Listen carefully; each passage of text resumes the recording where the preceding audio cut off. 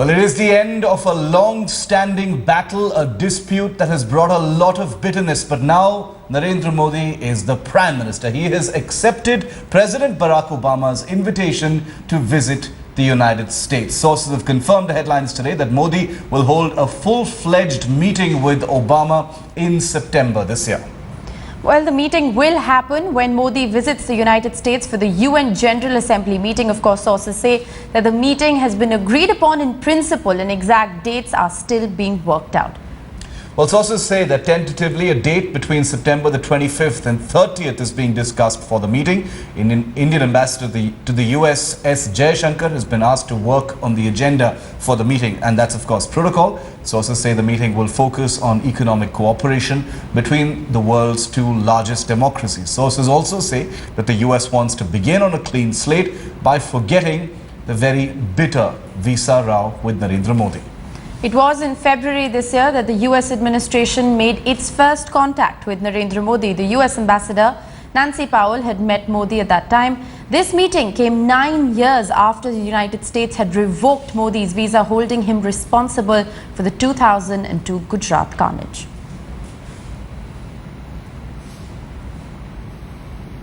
Our colleague Maha Siddiqui now joins us on the phone line for more. Maha, clearly this seems to be the US now embracing the fact that Narendra Modi is in fact Prime Minister, and the only way forward with India is to embrace Narendra Modi.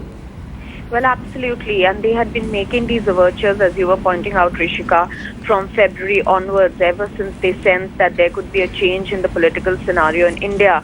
So Nancy Powell had gone and met Narendra Modi at that time. Now remember, Nancy Powell has already left India and a new person is going to take over by June end. That's going to be Kathleen Stevens. Yeah. So it is understood that once she's here, the agenda will be fixed. And as Shiv was mentioning, India's ambassador S. Jaishankar will be setting out the agenda. But it will largely focus on economics. It will largely focus on what the two countries can do for each other as far as the economy is concerned and trade and commerce go, because those are the important things high on the agenda of Narendra Modi as well. Some outstanding issues that have cropped up between the two sides over the last couple of months, including intellectual property rights. Right. And those are also issues that could perhaps be taken during that. Maha, just stay with us for a moment. Yoshita Singh, correspondent for the Press Trust of India, joins us live from Chicago. Yoshita, what can you tell us about this meeting? Obviously,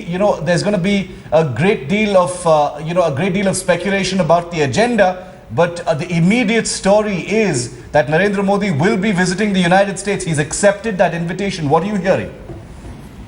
Yeah, so definitely, I mean, this is a very, very significant step that's going to happen in September when Mr. Modi visits the US. Clearly, the economic agenda is of importance for the Modi administration. Defense, the whole geopolitical situation in South Asia with China, Pakistan, Afghanistan. There are a lot of issues that both India and US have to sit together and talk. And experts here have said that US and India both have to get over, the whole denial of the visa to Mr. Modi, the whole Khobragade affair, the Devgyani Khobragade prosecution. The two countries have to get over it, because there's so much more ahead in front of them that they have to sit and talk.